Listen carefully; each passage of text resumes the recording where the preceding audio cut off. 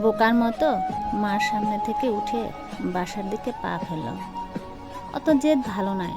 মার জেদ শেষে মাটি হলো, অহংকার মিশে গেল মাটির সাথে।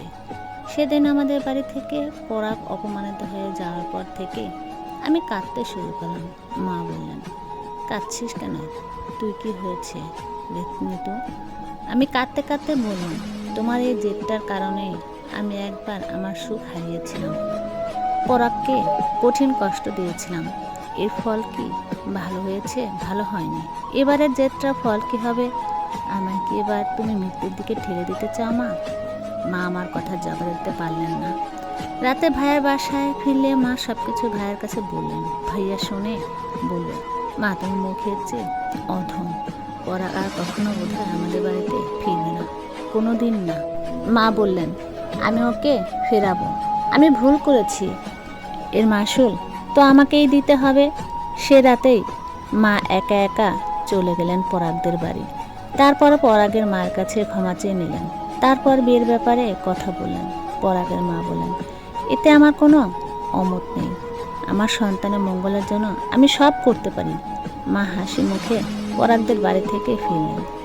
এর ঠিক 15 দিন পর আমার আর পরাগের বিয়ে হয়ে গেল।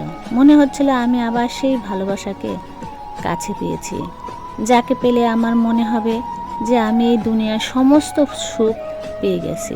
বাসর রাতে পরাগ আমার সাথে ঘনিষ্ঠ হয়ে বলল, নিতু, আজ আমি পৃথিবীর সবচেয়ে সুখী মানুষ। আমার চেয়ে কোনো সুখী মানুষ এই পৃথিবীতে আর নেই। আমি ওর দিকে তাকিয়ে বললাম, তুমি পৃথিবীর সবচেয়ে সুখী মানুষ, এটা কে বললো? আমি বলেছি, তোমাকে পাওয়ার পর মনে হয়েছে আমার আর কোনো দুঃখ নেই।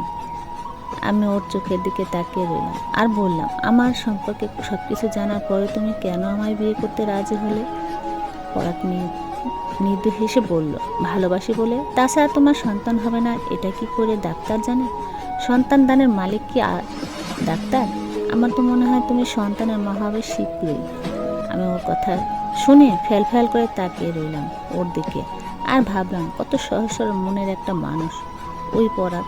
কত সুন্দর করে ভাবতে পারে সে। এমন করে তো নিতুলও ভাবতে পারতো একদিন ঠিক আমাদের কোল আলো করে সন্তান আসবে। এমন একটা আশায় সারাটা জীবন কাটিয়ে দিতে পারতো না সে? কিন্তু ওই যে বলে না, হাতে 5টা আঙ্গুল সমান হয় না। হয়তো পরাগ আর নিতুল, তাই পরাগের সাথে আমার দিনগুলো ভালোই কাটছিল। কিন্তু হঠাৎ করে ওর মা কেমন খাপছাড়া আচরণ করতে লাগলেন আমার সাথে।